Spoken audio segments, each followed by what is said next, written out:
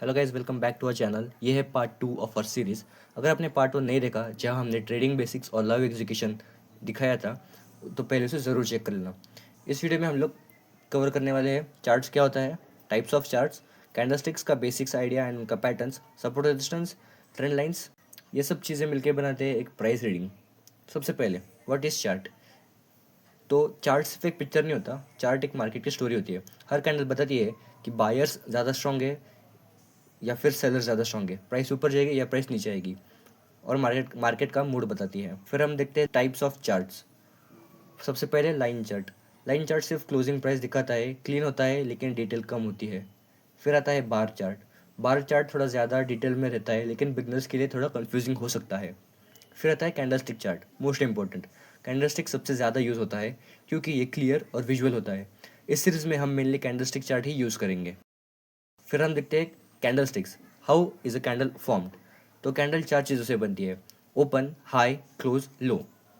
अगर price open से ऊपर क्लोज हुआ तो ग्रीन कैंडल, एंड ओपन से नीचे क्लोज हुआ तो it's a red candle. Wick बताती है कि प्राइस वहाँ तक गया लेकिन मार्केट ने उस लेवल को एक्सेप्ट नहीं किया। यहाँ से कैंडल साइकोलॉजी स्टार्ट होती है। Fourth point, basic candlestick patterns. अब हम कुछ बेसिक पैटर्न देखेंगे। ये कोई गारंटी नहीं देते, बस मार्केट का इंटेंशन दिखाती है। तो सबसे पहला एंड सबसे कॉमन, हैमर पैटर्न। हैमर का मतलब होता है प्राइस नीचे गया लेकिन बायर्स ने स्ट्रॉन्ग रिजेक्शन दिया।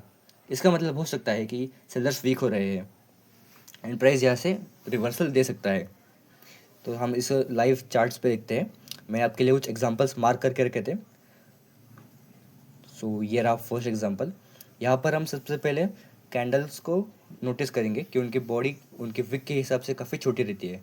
एंड यहाँ पर हम पहले सिर्फ पैटर्न रिकॉग्निशन कर रहे हैं। हम कैंडल्स स्पॉट करना सीख रहे हैं, ना कि कोई स्ट्रैटेजी या फिर कोई सिस्टम बिल्ड करना।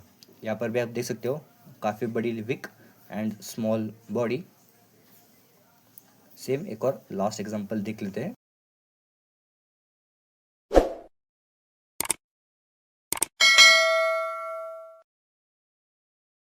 यहाँ पर भी आप देख सकते हो लॉन्ग विक, शॉर्ट बॉडी।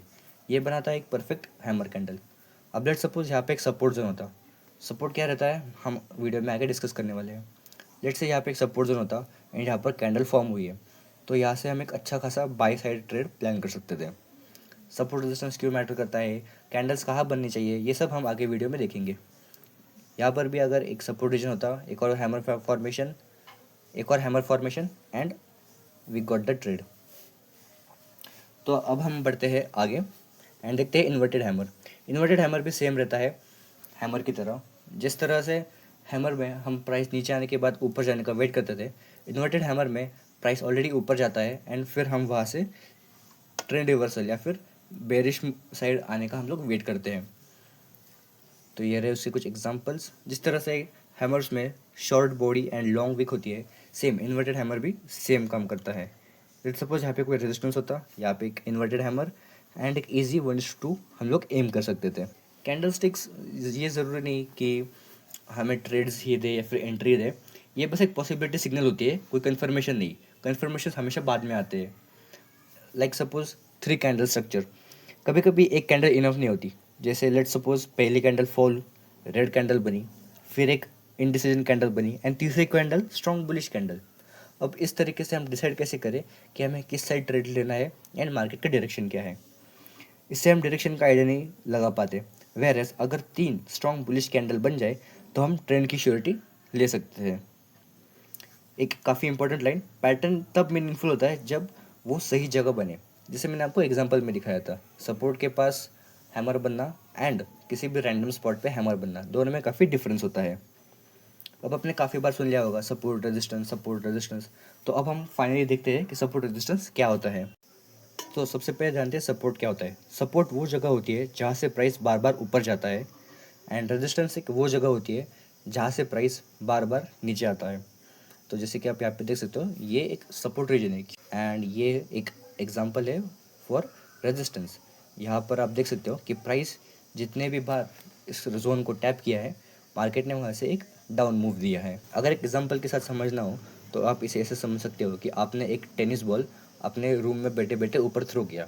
ऊपर हो जाएगा मैक्स सीलिंग तक, क्योंकि सीलिंग उसे रजिस्ट कर रहा है और ऊपर जाने से।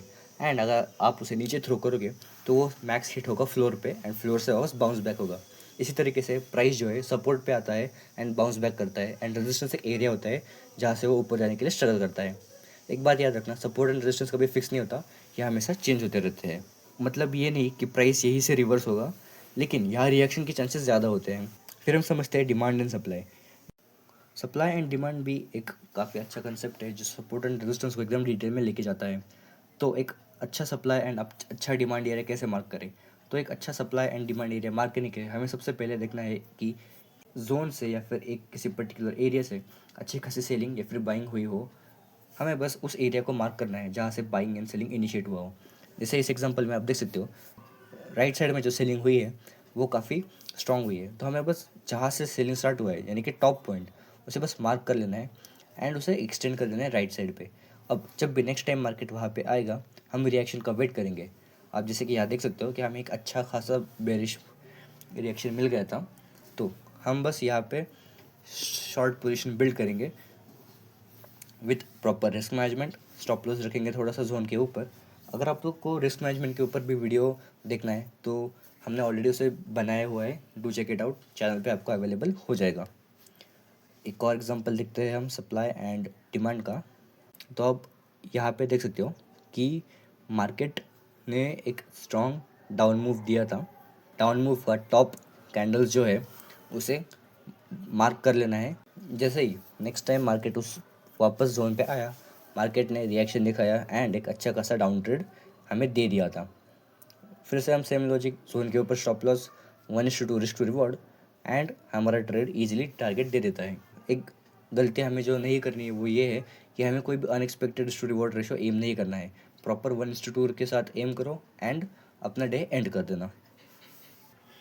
सेम अपोजिट होता है for demand area. Demand area या फिर आप उसे कहो सपोर्ट रीजन, सेम ही होता है।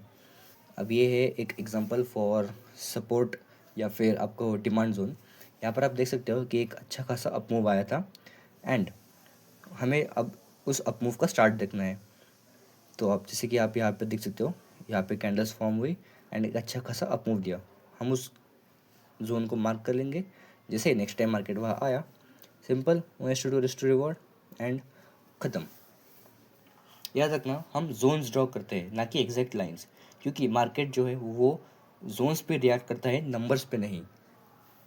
अब हम देखते हैं नेक्स्ट कंसेप्ट जो कि है trend lines. Trend lines beginner के लिए एक सबसे इजी कंसेप्ट होता है। ट्रेंड लाइन मार्केट का डायरेक्शन बताती है। अगर अप ट्रेंड हो तो एक बुलिश इंडिकेशन आता है एंड अगर डाउन मूव हो तो एक बेरिश इंडिकेशन। हमें हमेशा ट्रेंड के साथ ही ट्रेड करना है, ट्रेंड के अगेंस्ट नहीं।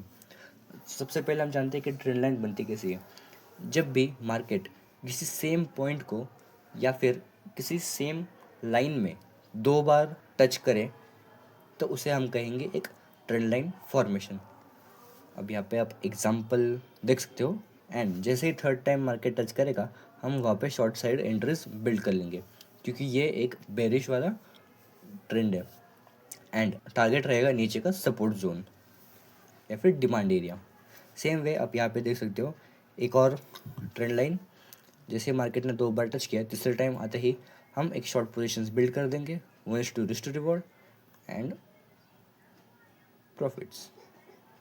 एटलीस्ट 2 टच मिनिमम चाहिए एंड तीसरे टच पे हम लोग एंट्री लेंगे।